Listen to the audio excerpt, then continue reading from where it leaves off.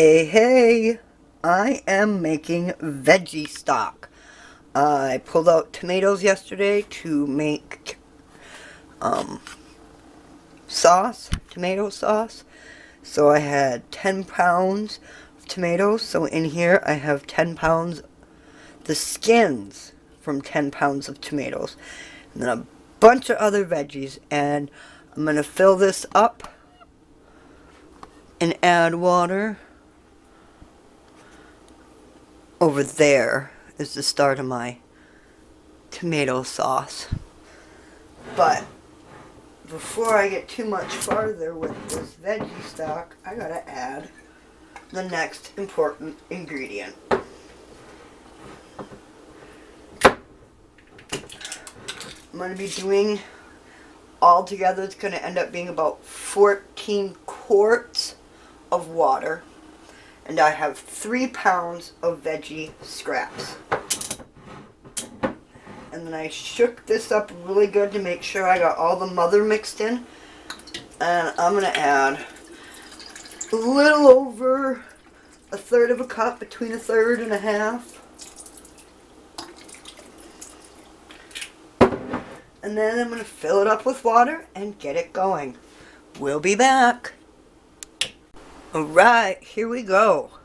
I got 14 quarts of water, 3 pounds of veggie scraps, between a third and a half a cup of apple cider vinegar, and then a quarter cup of sugar. I'm going to mix it all up, turn it on medium high, and we're going to let it boil for about 3 hours until everything inside is mush. Now, there's nothing specific you have to put in your veggie stock. You don't even have to put tomatoes in there. Veggie stock is vegetables, so you can use any vegetable you want. You can even use 3 pounds of the same vegetable and get celery stock or onion stock or just tomato stock. It's all up to you. But I throw scrap and I save scrap and I throw it all together and I make myself a veggie stock that's filled with vitamins and minerals and nutrients. Alright, we're going to let this go and we'll be back. Alright, we have been boiling for 3 hours. And vegetables are nice and squishy. Let's see if I can get a piece. See how it squishes so nicely? So, we're going to turn it off, remove the lid, and let it cool for about 5 minutes. And then we're going to start straining it. We'll be back. Now all I'm doing is straining it. And I'm using a big strainer because we want as much of the tomato matter and vegetable matter to go into the veggie stock. And that's all we're going to do is drain it. We're going to get about 8 to 10 quarts. And don't get rid of your veggies because we're going to use them for something else. We'll be back. Now we're just going to put our veggie stock into our jars. Make sure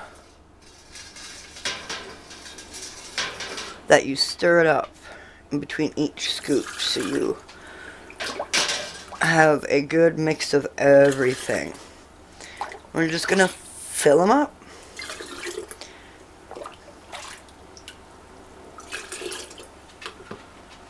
We'll be back. Alright, now that we've strained it and drained it and got all of our veggie stock into our jars, we are going to take this mush and we're going to do it again. Only this time we're going to add 8 quarts of water, quarter cup of apple cider vinegar, and a quarter cup of sugar. Alright, I gotta get more water and put it in there. And we'll start the boiling process again for 3 hours. We'll be back.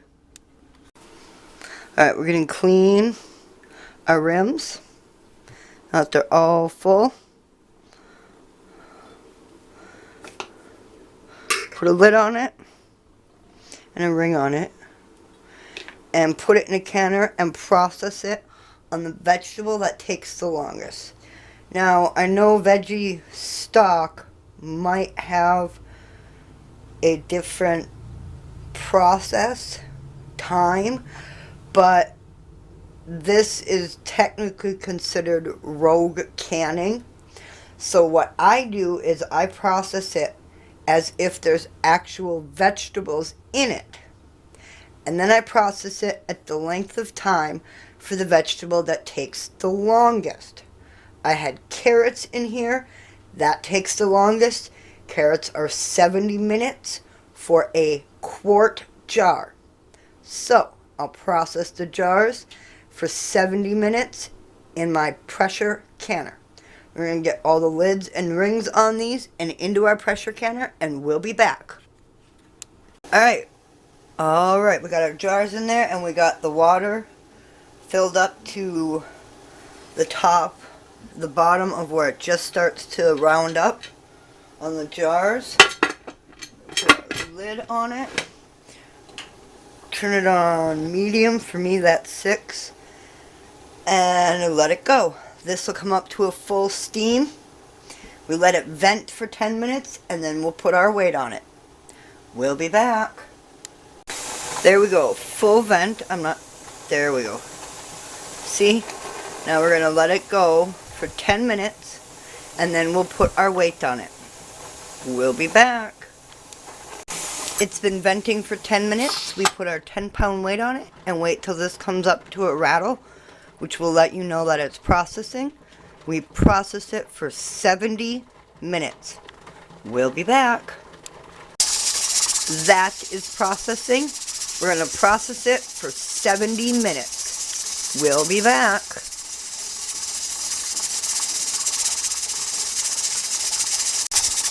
It's been processing for 70 minutes. We're going to turn it off. We're going to leave it alone. We're not going to touch it. We're not going to mess with it. We're not going to push buttons. We're not going to pull this off. We're going to let it cool down 100% naturally. And then this button here will fall. And that will let you know that all the pressure is gone. All the pressure is released. And you can take off the lid. We'll be back. Button has popped down. We jiggle it. There's no more steam. So we're going to open it away from ourselves. And then we're going to let it sit for 5 minutes and come to hopefully a lower temperature, so when we pull them out, it's not quite as much of a shock. We'll be back. Alright, it's been 5 minutes. All my lids have popped while they were in here. This here, we'll make sure we pull out carefully. The boiling we've got going on, that's a really good indication that we've gotten it up to the proper temperature. And we don't have to worry about anything.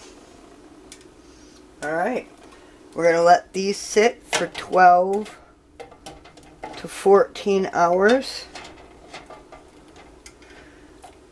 until they're cool and we can remove the lids and put them on the shelf. We'll be back. There we have it. They're all done and out of the canner. I got 22 jars of veggie stock out of the 3 pounds of veggie scraps. But there's only 21 jars here because I used one of the jars last night when it was still warm to make dinner. So, 22 jars of veggie stock out of 3 pounds of veggie scraps. Thanks for coming along on this adventure, and I hope you learned something. Leave a thumbs up down below if you like this video. Hope to see you again in my kitchen next time. And remember, stay positive. You can do it too. Bye.